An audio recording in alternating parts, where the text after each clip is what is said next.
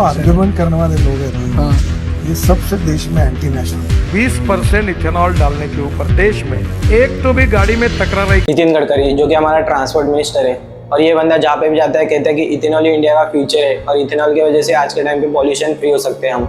आपको पता है इथेनॉल बनने से लेके इथेनॉल यूज़ करने तक कितना नुकसान और कितना पॉल्यूशन इंडिया को होता है, और यहाँ तक भूटान जैसे कंट्री ने भी इंडिया से इथेनॉल वाला फ्यूल लेने से मना कर दिया है। आइए जानते हैं इसके पीछे की सच्चाई। इथेनॉल एक अल्कोहल है और ये मक्का, गेहूँ और चावल को एक्सट्रैक्ट करके बनाया जाता है। और ये बनाना स्टार्ट क्यों किया था? इंडिया अपना 80 से 85% फ्यूल बाहर से इंपोर्ट करता है, और इसके पैसे बचाने के लिए इंडिया ने सोचा कि घर पे ही इथेनॉल बनाया जाए, और इस वजह से इंडिया अपने यहाँ पे इथेनॉल बनाता है और पेट्रोल में मिक्स करके बेचना स्टार्ट करता है। रिसेंटली सार्थक गोस्वामी ने एक डॉक्यूमेंट्री बनाई थी जो कि मेघालय में बर्निहाट जगह की है, और बर्निहाट जगह जहाँ पे इथेनॉल की एक फैक्ट्री है, और इस वजह से वहाँ पे बहुत सारा पॉल्यूशन हो रहा है, बहुत सारा केमिकल वेस्ट और बहुत सारा एयर पॉल्यूशन भी हो चुका है वहाँ पे। ये पूरे कंट्री की सबसे पोल्यूटेड सिटी में आता है। इतना जस्ती पोल्यूशन हो गया ना, पहला में इतना नहीं हुआ था।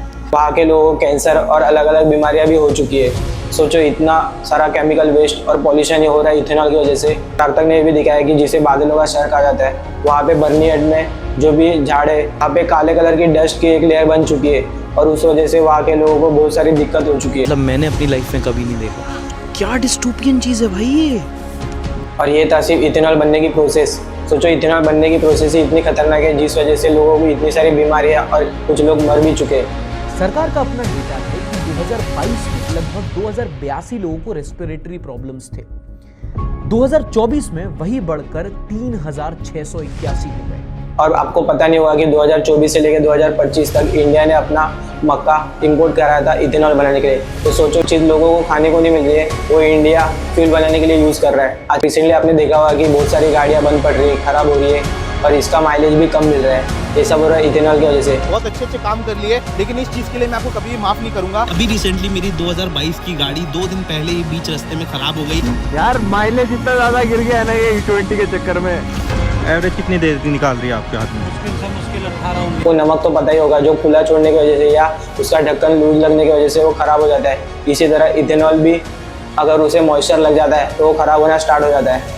रिसेंटली भूटान ने इसलिए मना किया था कि उनके पास इथेनॉल स्टोर करने के लिए अच्छा खासा स्टोरेज और टैंकर्स नहीं है, क्योंकि जो पुराने टैंकर्स थे वो 100% पेट्रोल रख सकते हैं, क्योंकि मॉइस्चर लगने की वजह से इथेनॉल वाला पेट्रोल ख़राब हो सकता है, और इसीलिए वो अपने गाड़ियों का नुकसान नहीं झेलना चाहते। लेकिन उसके अपोजिट किसी को पता नहीं कि इंडिया ने ये सारे टैंकर्स और स्टोरेज कब बना लिए कि वो इथेनॉल जैसे फ्यूल को स्टोर कर पाए।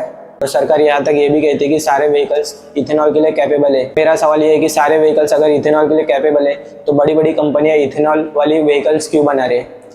इसके पीछे की सच्चाई ये है कि इथेनॉल जो कि पुराने गाड़ियों में डलने की वजह से उसका fuel filter and fuel pump जो है वो गलना स्टार्ट हो जाता है और वो ख़राब होने लग जाता है, और उसका असर गाड़ियों के अलग अलग पार्ट पे पड़ता है, और इस वजह से बहुत सारी गाड़ियाँ माइलेज देना और ख़राब होना स्टार्ट हो चुकी है। बहुत सारे यूट्यूबर ने तो ये भी दिखाया है कि उसकी गाड़ी कैसे ख़राब हो चुकी है।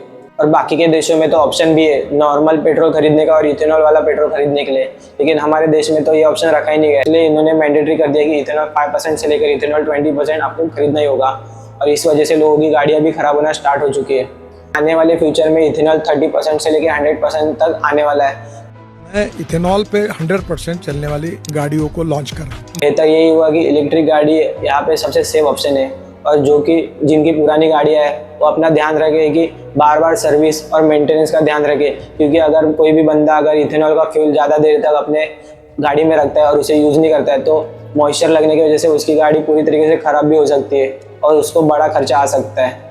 एंड सरकार का ये भी दावा है कि 2 लाख करोड़ तक उन्होंने इथेनॉल की वजह से बचाया, जो कि कच्चे तेल पे इन्वेस्ट होता था। उसके अपोजिट 2 लाख करोड़ से ज़्यादा खर्चा भी लोगों को आने वाला है। लोग 3 से 6 हज़ार तक अपनी गाड़ी को रिपेयरिंग एंड मेंटेनेंस पे लगा देते हैं, और हर एक बंदा अगर 3 से 6 हज़ार तक खर्च करता है तो 2 लाख करोड़ क्या करोड़ों और अरबों तक खर्चा आ सकता है अगर सारे लोगों का मिलाया जाए। ऐसे ही इंटरेस्टिंग वीडियो देखने के लिए चैनल को भी सब्सक्राइब कर दीजिए, और वीडियो अच्छी लगी हो तो लाइक कर दीजिए।